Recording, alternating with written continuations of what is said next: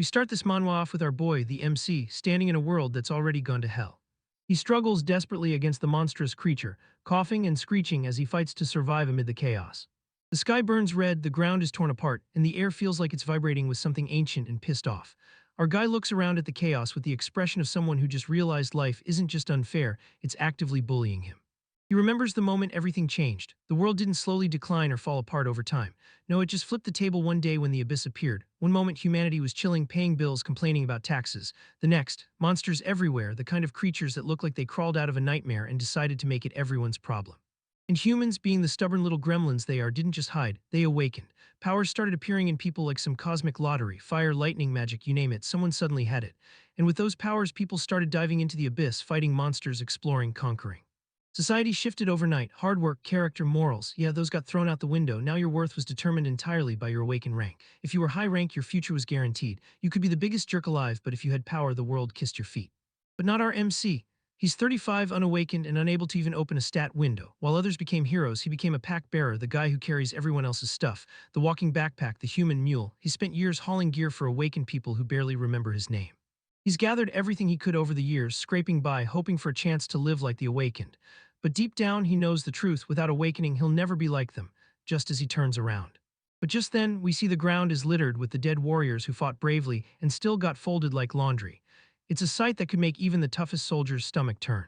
Then something massive descends, a towering figure with many arms. It looks down at him with a presence so overwhelming it feels like the air itself is kneeling. It speaks, acknowledging him as the last survivor. Our MC freezes, confused, terrified, and probably wondering why the universe hates him specifically. Then the monster reveals its identity as an SSS-Rank entity, the kind of monster that makes other monsters piss themselves. Our MC tries to fight back. He swings his weapon with everything he has, screaming in desperation. But the beast barely reacts. It strikes him with overwhelming force, sending his arm straight to the sky. The blow sends him crashing to the ground. Pain floods his body. He can't breathe, he can't move. He can only scream as the world blurs around him. The monster looms over him, its power crackling through the air. Lightning arcs downward, seconds from tearing into our. He gazed in horror, questioning his fate as blood poured down his face, feeling that this might truly be how he died. He grimaced in despair, cursing his fate and expressing frustration that he was such a loser, while blood continued to ooze from his mouth, overwhelmed by a sense of hopelessness. Just then, a cosmic explosion of vibrant colors signified the moment when all conditions for his awakening had been met. He gazed up in disbelief at the glowing cosmic figure, feeling a profound sense of awe as he encountered a celestial presence on the stairway to the unknown. Seeing this man left the MC bamboozled, not knowing what to do. Looking behind him, he thought out loud that he was just about to get killed.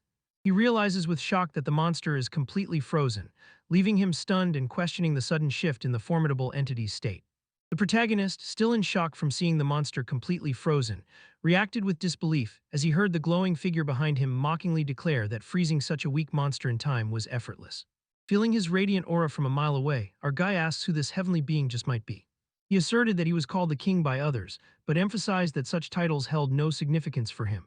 The being states that he will grant our poor peasant with power that he such much wanted. The protagonist, overwhelmed by the revelation that the being claimed he would grant a peasant like him power he desired, stood in confusion, questioning whether the king's power and actions, including those toward the monster, were truly connected. Feeling surprised and conflicted, the king reflected that too much doubt was not good for him as he continued to confront his inner turmoil.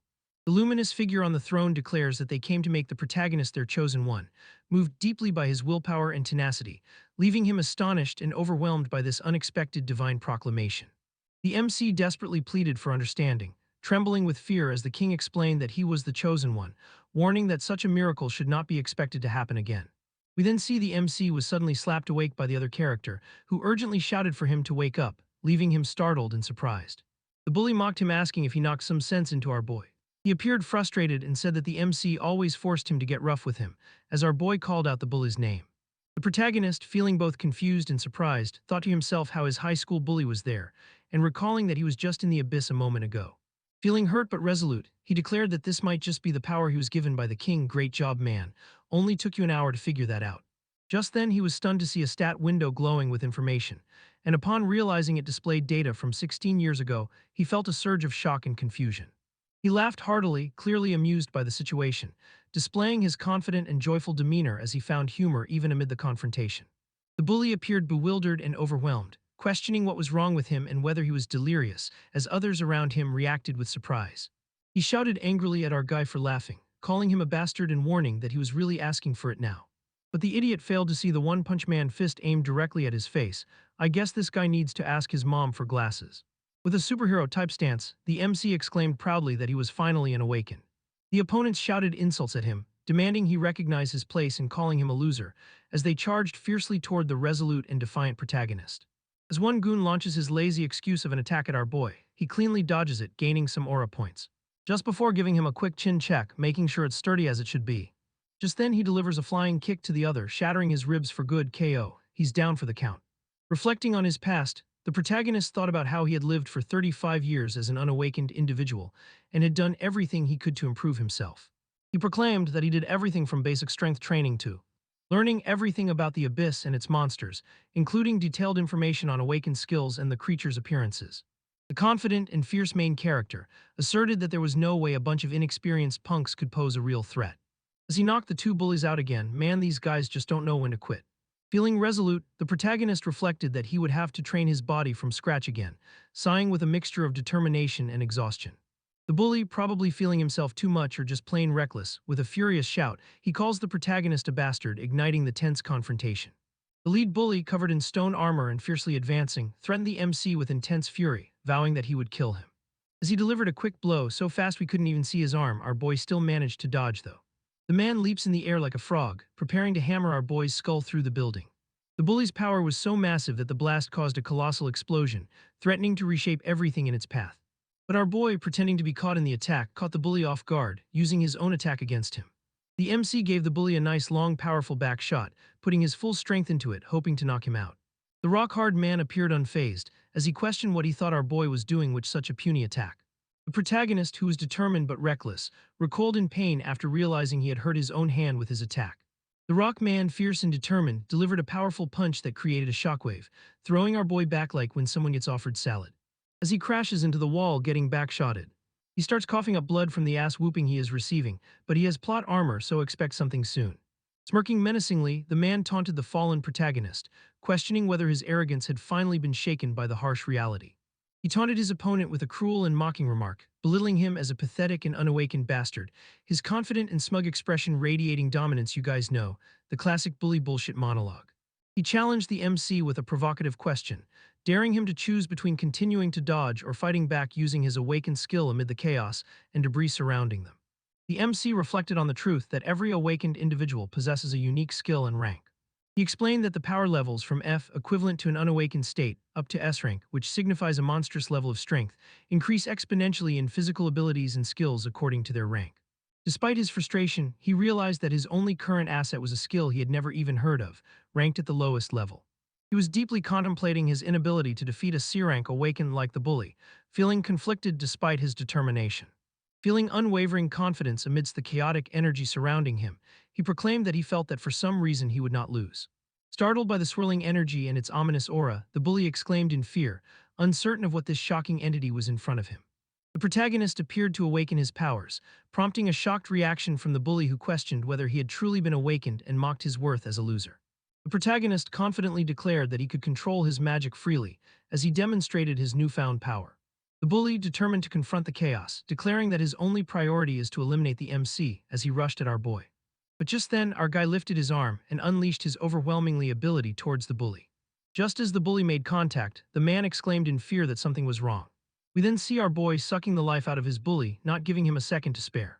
The bully, appearing desperate and overwhelmed, cried out in fright, struggling against the MC's powerful force. We then see the furious battle from inside the classroom, hinting at the end of the battle. As the dust begins to settle, the MC stands resolutely over the fallen bully, his presence conveying unwavering determination despite the chaos surrounding him. Recognizing the grim situation, the system reflected that Gluttony had finished feeding, heightening the ominous atmosphere in his distressed state.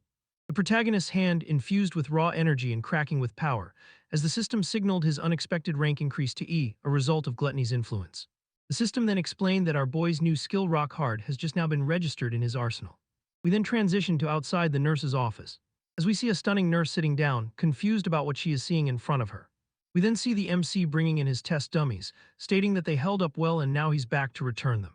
As blood dripped down his head, he called out to the beauty, wondering if she can take this load off his hands. After the fight, the MC reflected on the exhaustion and pain as he carried the bully and the others to the nurse's office. The nurse carefully healed the protagonist's wounds using her healing skill, as they shared a moment of connection through the soothing energy. Feeling triumphant, he declared that he was now in perfect health, proud of having awakened and achieved his revenge on the bullies. But just then our boy stated that he had a problem. Is it being able to get a woman, I wonder? But no, the problem he had was with his overpowered ability Gluttony. He reflects on how his skill rank unexpectedly leveled up after just one fight, stating that such progress usually takes a lifetime. He explained that his F-rank skill's strength was significantly stronger than a C-rank and even allowed him to steal his opponent's skill. He continued to wonder about the mysterious king who had granted him his powers and sent him back in time, feeling overwhelmed by the numerous questions swirling in his mind. He declared that everything ultimately boiled down to one critical point, his gaze unwavering and filled with determination. Driven by his resolve, he resolved that he had to uncover more about Gluttony, standing firmly before the imposing building to seek the answers he desperately needed. The protagonist gazed upward with a wistful expression, overwhelmed by a deep sense of nostalgia as he reflected on the distance and time that had kept him away from home. The main character reflected solemnly on the day he lost his parents and began a new life with his relatives, a memory that lingers quietly in his heart. The protagonist enters through the door, signaling the start of his plan to gather crucial information while his uncle is expected to be late. A sudden, deafening crash shattered the tense quiet, instantly startling the protagonist and forcing him to look intently as his senses sharpened in alarm. We then see some uninvited guest in our boy's house. I think we all know how this is gonna play out, just hit them with a 1-2 and lights out.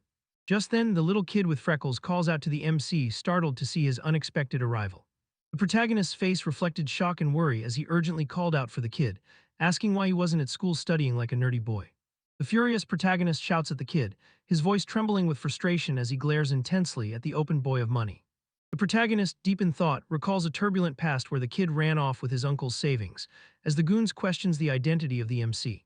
He concluded that this was the day it happened, feeling the weight of the confrontation. Just then a voice called out, realizing the MC was his cousin. He warned the MC to turn around and leave if he did not want trouble, asserting that they would depart once they obtained what they came for. If matters couldn't get worse, he then little broed the MC, calling him a pathetic little wimpy unawakened trash can. Okay, maybe not all of that, but you get the gist. He smirked subtly, sarcastically remarking that the situation was quite convenient. With a confident tone, our boy stated that he needed some rag dolls, leaving the goon confused. Just before hitting him with an explosive punch, sending him to the ground. The others watched this in shock, thinking to themselves, should I join in? But I don't want to die. The MC then went in for the ultimate ball buster move. But no, he is actually aiming at his face as the man cried out for him to wait. As our guy screamed out his power Gluttony like the anime characters do. It is then revealed that his power cannot be used right now, but that's gonna cost your aura, my guy. As the down man looked at our guy, wondering what the fuck he's doing. The protagonist, desperate and anxious, reached out in panic, desperately trying to activate his skill but shouted in fear that it wouldn't work. The goon then took the chance to hit our boy, making sure to insult him as well, calling him a bastard. The man then ordered Thing 1 and Thing 2 to silence the MC for life even though they are in his house. As the trio began using their attack aiming at the protagonist. We then get an outside view of the house, looking like it just got flashbanged by the FBI after they discovered what was on your hard drive. As the room is completely enveloped in a purple mist, the MC nowhere to be seen. The man confronting the protagonist by asserting that an unawakened being mimicking an awakened one should know their place. Just then the guy is startled by something, I think we all know what is. We then see the main character in the mist, as the system declared that a powerful skill was being activated nearby. The protagonist, engulfed in dark energy while displaying a determined and resilient expression, resisted the powerful force, with the system confirming that his resistance was enabled by an unknown power that allowed him to defy binding, poisoning, and bleeding. Despite his frustration and desperation as he struggled to harness his abilities, the protagonist observed that his power suddenly ceased to work and then inexplicably canceled out his enemy's skills on its own. Our boy thought to himself that whatever it was, one thing is for sure. He descends fiercely toward his grounded opponent, unleashing a lethal strike driven by unwavering determination. The protagonist, standing victorious with a confident expression and a triumphant mood, proclaimed that his skill was powerful, while the defeated foe lay in pain. He then announced that he had discovered 2 more things, his tone confident as he revealed his latest findings in the ominous, blood-stained room. He explained that the first thing was the stat window, a feature visible only to awakened individuals that reveals much about oneself but not everything. The protagonist, feeling frustrated as he rethought his strategy, reflected on the malfunction of his gluttony skill, noting that it didn't activate despite having enough MP, indicating that factors beyond MP also influence its performance. The MC also remembered that the skill's description did not mention its passive ability, which resists and cancels out debuffs like poison or bleed.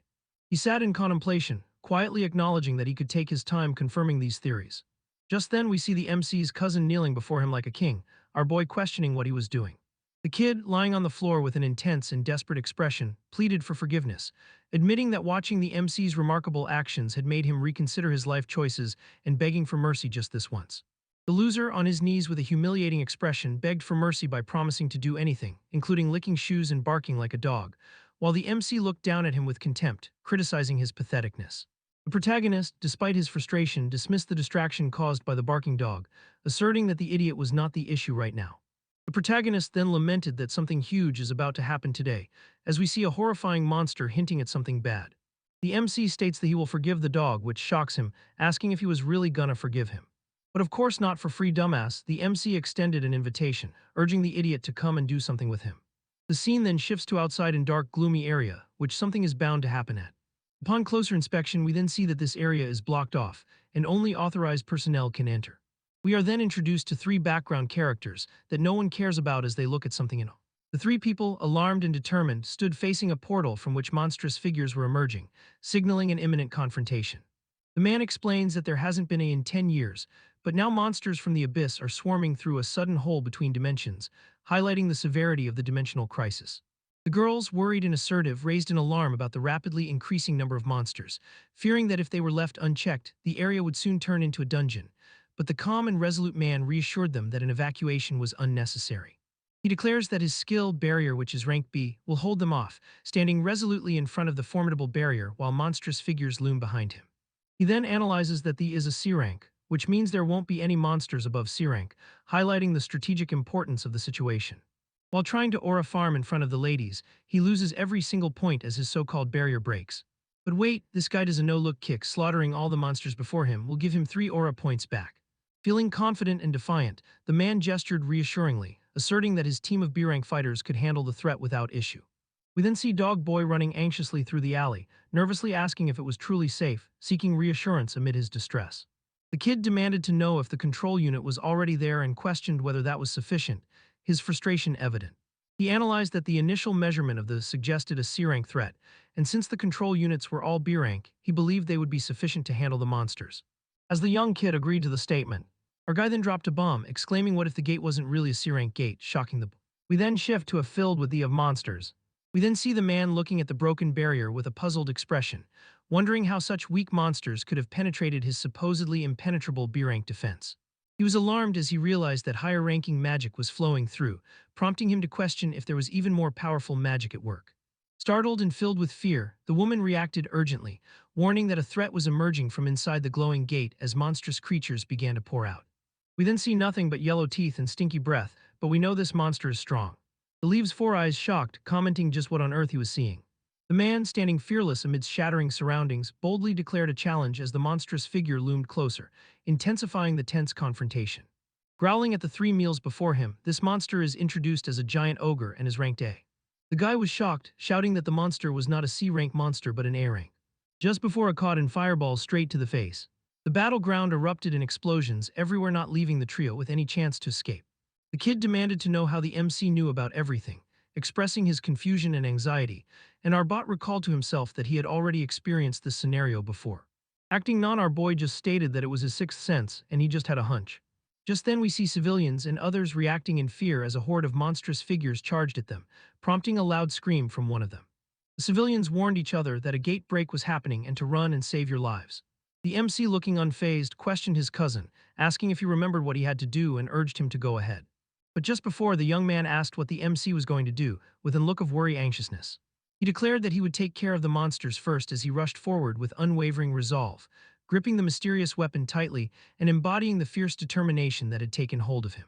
We then shift to a man who then revealed that the situation was worsening, explaining that the they thought was a C rank was actually an A rank, and stated that everyone else was occupied in dungeons and the abyss. Realizing the gravity of the situation, he declared that only an A rank awakened could resolve this crisis. He looked up at an unseen figure and urgently called for help, desperately seeking assistance amid his anxiety.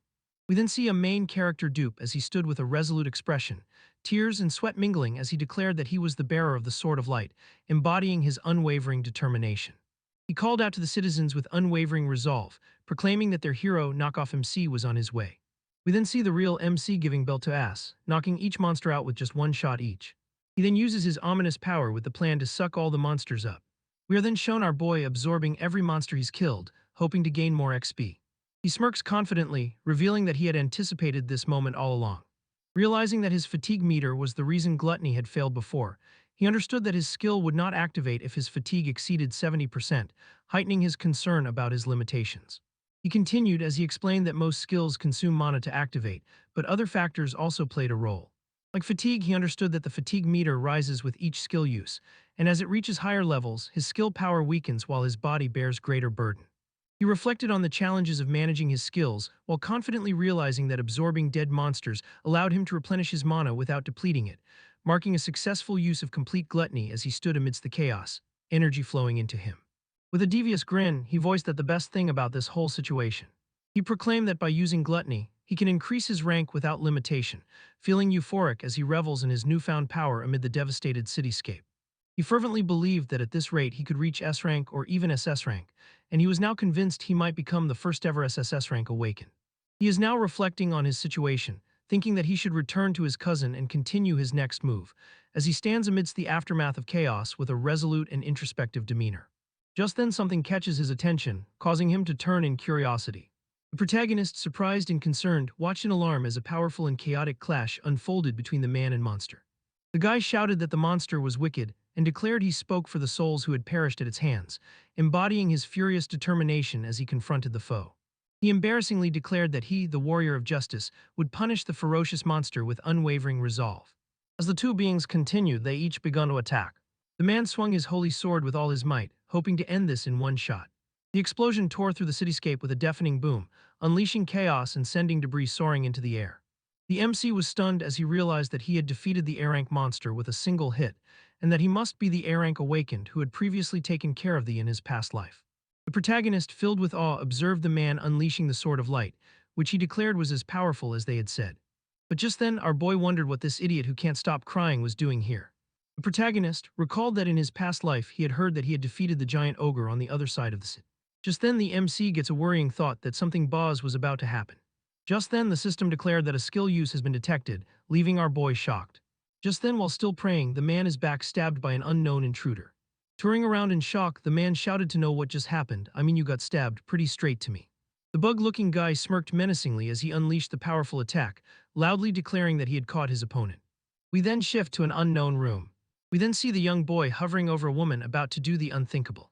Feeling anxious and uncertain, he questioned whether it was really okay for him to proceed with his decision. He then recalls a voice in his head saying that if he doesn't do the unthinkable, a lot of people will die tonight.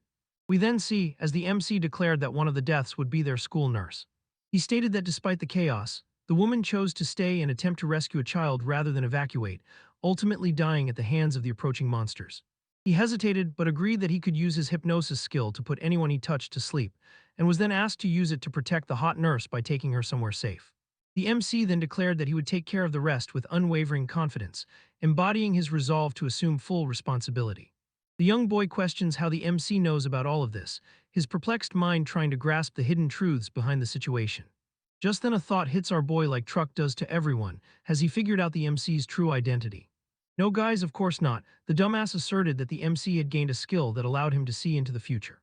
Cutting back to our boy, he thinks to himself how everything has gone to hell. The man, injured and angry, demanded to know the identity of the figure, his voice echoing with hostility and urgency. Meanwhile, the menacing figure taunted the injured man, remarking that he was still alive despite being stabbed in vital areas and praising the guy's resilience as typical of A-Rank fighters. The malevolent and confident insect with a menacing smile was clearly planning a hunt, as he taunted that hunting the A-Rank down was going to be fun. It is also revealed he possesses a stealth skill ranked B. We are informed that people who their abilities for wrong are called malevolent. It is revealed that Insect Man, a B-rank malevolent known for going on a murderous rampage during the MC's past life, is a notorious serial killer. Despite the tense atmosphere, it was confirmed that these two had not met before, as the main character faced the ominous figure with anxiety and determination. He wondered if he had somehow changed the future after all, standing alone in the windswept city while deep in thought and feeling worried about his impact on what might come next. Bloodied but filled with fury, he challenged the villain, declaring that the foe was a malevolent and foul villain. He raised his glowing sword with fierce determination, vowing to personally put a stop to the villain's wickedness. Just as they were about to fight, we are then cock-blocked by someone. And here it was the monster. The idiot was still alive and chose the worst time to attack. Reacting with shock and excitement, the guy exclaimed that the giant ogre's quick regeneration proved that A-rank monsters were truly different. The monster lunged forward, launching an attack with his fist at the two characters. He relaxedly stepped back, indicating that he would let the Sword of Light handle the situation as an explosion erupted in the background. Looking back, the insect stated that something more important was pressing. The insect, standing confidently and addressing the MC, acknowledged that he did not expect any spectators. The menacing figure, brandishing his weapon and cackling loudly, expressed his excitement about hunting more prey, reveling in his violent pursuit. He shouted that he would kill him as he swung his weapon menacingly toward the protagonist. But just then his attack was in vain, as our boy used his rock-hard ability while also calling him a loser. He delivered a decisive kick to his opponent, demonstrating his fierce determination and unleashing his raw power. He, with a fierce and confrontational attitude, launched a fierce attack with his sword, shouting angrily that his opponent was an awaken. The MC then starts doxing this guy, calling him by his government name, where he lives, and even what he ate today, shocking the insect. He continued to evade danger in the chaotic environment, with the protagonist remaining determined and cautious, and he questioned whether the man was a killer using stealth to murder people. The MC stated that he was glad the insect was here, and beckoned him to come at him like a dog. He unleashed a powerful sword attack with intense focus, demonstrating his determination and fierceness in the heat of battle. But the MC raised his guard, blocking the attack easily. He fought back with fierce determination, counterattacking with all his focus and agility, refusing to let his opponent gain the upper hand. Meanwhile, the insect skid backwards with his sword, confidently remarking that he can see why the MC is so confident, fully embracing his daring stance amidst the chaos. The insect then remarked on how his blades couldn't pierce through our guy's rock-hard defense. The insect questioned how the protagonist knew about him, asserting that he must have believed he could win if he only managed to block his attacks. The insect, menacingly brandishing his sword and speaking with a sinister tone, warned that life often deviates from plans, emphasizing the unpredictability of fate. The man then activates his stealth ability, catching our boy off guard. Getting into a defensive stance, the MC lamented that the enemy had finally used his skill. However, feeling confident, the MC thought to himself, saying that even if he went invisible, his attacks still wouldn't work. But reading the MC's mind, the insect managed to slither his way behind our boy, catching him off guard and leaving him shocked. With a downward slash, the enemy successfully managed to land an actual attack on the MC. The MC looked down in despair as he saw blood gushing out from under his rock-hard skin.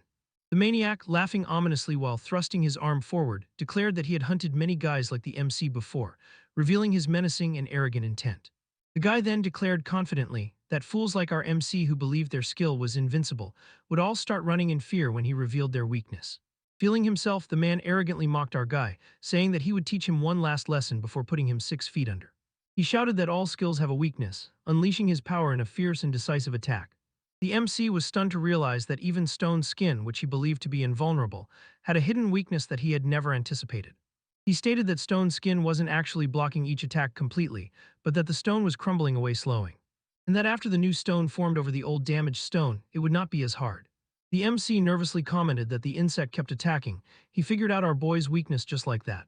He reflected with determination that he had confirmed he could go head-to-head with a B-rank opponent, realizing that his physical ability was no longer just that of a D-rank. But just then the MC dropped a bomb, stating that it was now time for him to wrap up his test run because his show was coming on soon. The guy, oblivious to what the MC just said, still chose to rush him, thinking that fear had finally got to our guy. The protagonist asked the idiot if he knew why he wanted to run into him, but the insect dismissed his question as nonsense. The MC channels dark energy with menacing intensity, asserting that he wanted the insect's skill, revealing his overwhelming power in this ominous confrontation.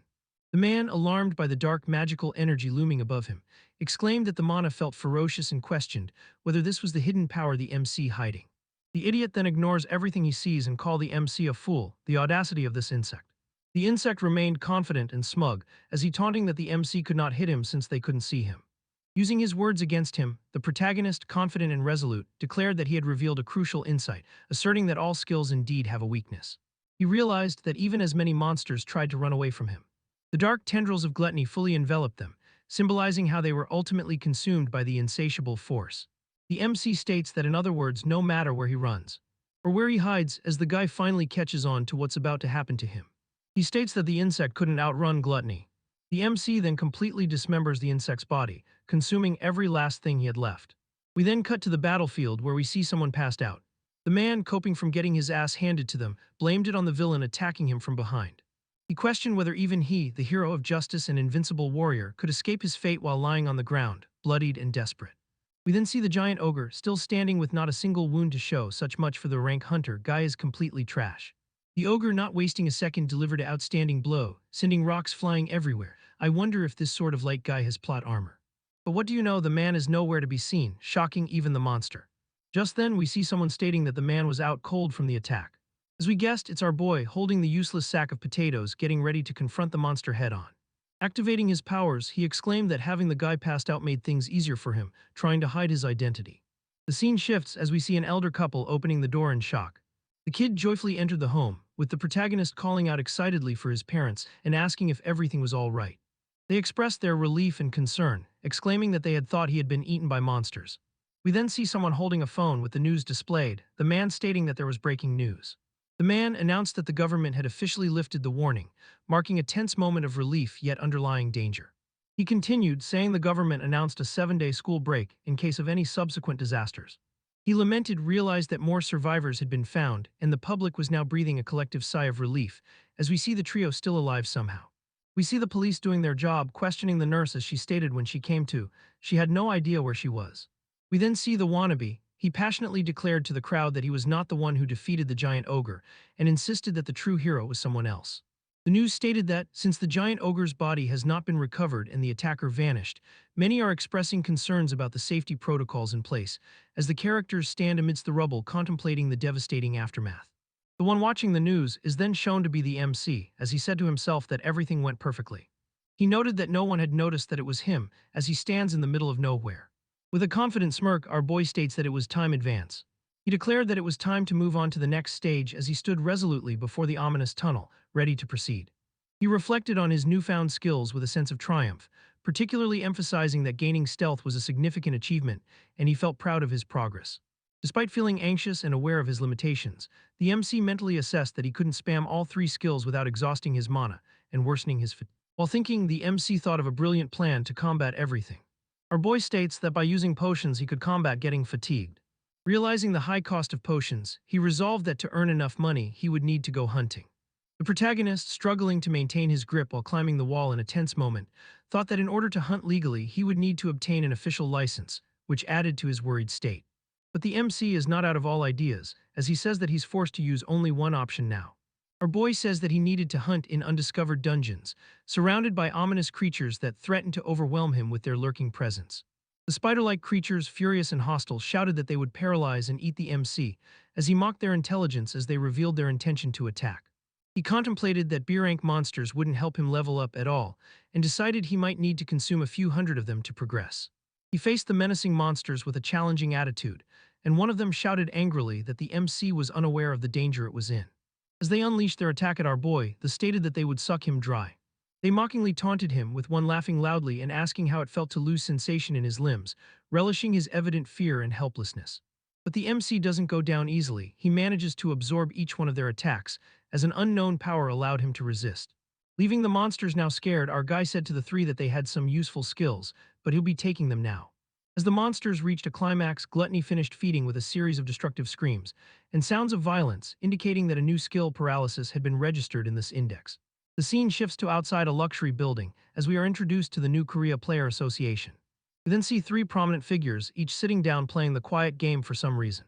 Feeling awestruck yet respectful, one guy acknowledged that he was in the presence of 2 of New Korea's best players, recognizing their impressive skills amid the tense atmosphere. We are then given the background of players, that these are the registered awaken, those legally permitted to explore the abyss or clear dungeons. The man states that currently there are 5 focal points for players in New Korea. The man introduces the 4 major guilds of New Korea: Unbroken, the Battle Guild; Alchemist, the Crafting Guild; Magicians, the Magic Guild; and Nightwalker, the Information Guild, each represented by characters showcasing their unique traits. Feeling the weight of the moment, he announced that the organization overseeing players, along with the 4 major guilds, was called the New Korea Player Association. Suddenly, from the side, a figure with short dark greeted them, acknowledging the familiarity between them. The man, standing tall with a confident air that suggests he's seen it all and isn't impressed easily, speaks with unwavering authority, thanking the 2 for taking the time from their busy schedule. His voice is steady, carrying a tone that leaves no room for doubt about his seriousness. As the eye patch man asks the women about something, she clarifies asking if he's referring to the Malignant Guild. She identified the malicious organization as the Malignant Guild, whose members wear a gold ring with 3 skulls, symbolizing their heinous and malevolent nature. She carefully examined the document, noting that it listed targeted players and recent activities, revealing crucial information about the organization's sinister plans. She observed that she had not needed to hand him the document in person and then questioned what he actually wanted to discuss, her tone calm yet inquisitive. With a chuckle, he laughed as he was surprised that she caught on to his little scheme. The man stated that he just wanted to ask her opinion about something, prompting her to respond curiously. The man questioned her, asking when did she take her player's exam. She responded that she took her player exam as soon as she graduated high school, indicating her quick readiness after completing her education.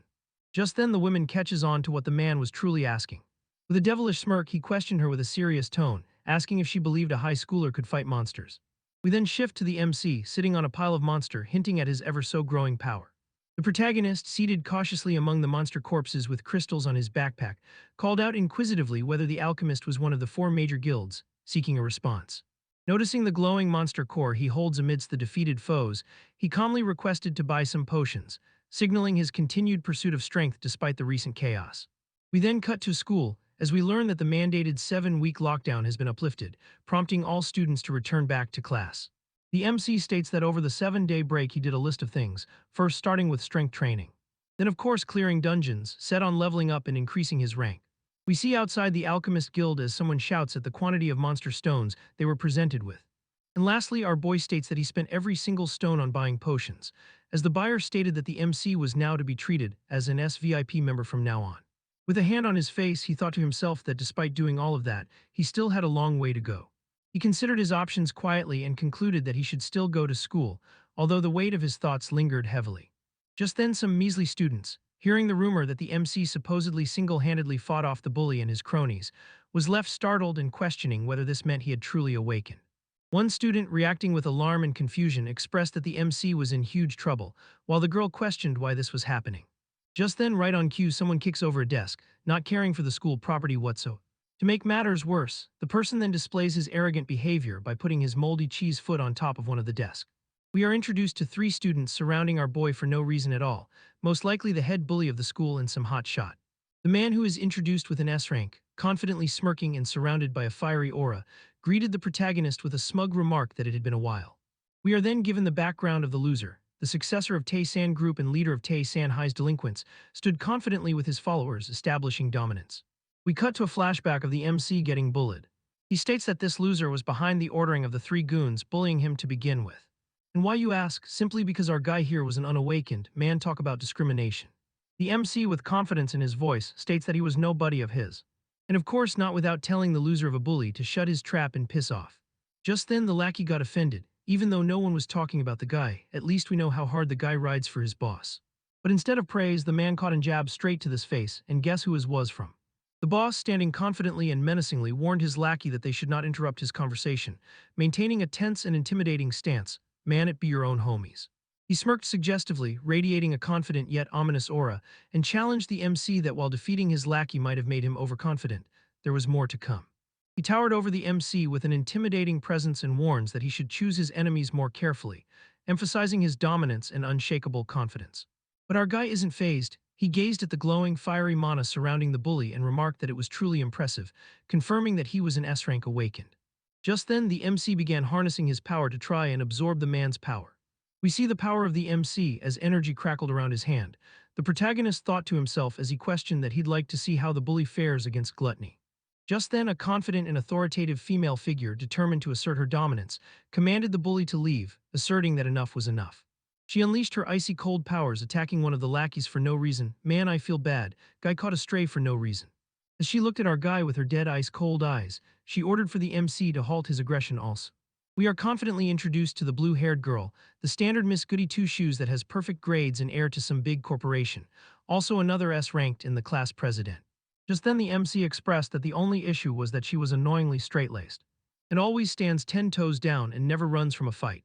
The bully smirked confidently, dismissing any concerns by lightheartedly claiming that they were just friends having a casual conversation. She looked at him thoughtfully as she sarcastically questioned whether he meant the same guy whose face he had just smashed in. Not gonna lie, she just clocked his teeth. With fiery red glowing eyes, he warned the girl to stay out of this situation as she knew what was better for her. She then declared that if the loser bully refused to leave, she would be forced to make him do so, asserting her determination with a fierce expression. Concerned and cautious, the protagonist intervened in the tense confrontation between the two others, suggesting that they should stop before they destroyed the classroom at this rate. The bully just then declared that he had no intention of fighting and refused to engage in confrontation, signaling his desire to avoid further conflict. But something feels strange. I've never known a bully that gave up so easily. And here we go, just then we see fire crackling everywhere. He shouted in defiance, revealing that he was about to unleash a fierce flame, as the vibrant fire crackled intensely in his hands towards the girl. I told you guys it was going all too well. But just then their cock blocked by the ringing of a bell. A broadcasting speaker was displayed prominently as an announcement was made from the broadcasting club. Noticing the urgent announcement displayed on the broadcasting screen, the focused and attentive students listened carefully as it was explained that the Player Association was about to hold a special lecture in the auditorium, and all students were instructed to head there immediately. Halting his fireball, the bully looked up curiously and wondered why the Player Association was there at their school. Exiting the classroom, the guy warned the two to count themselves lucky as he headed to the auditorium. Just then, the blue-haired girl turned towards our boy, asking if he was okay. As the girl murmured that there was no reason to thank her, the MC disappeared like my father did with the milk. He continued walking away, seemingly indifferent, despite her anxious call urging her to hurry because they were supposed to go to the auditorium.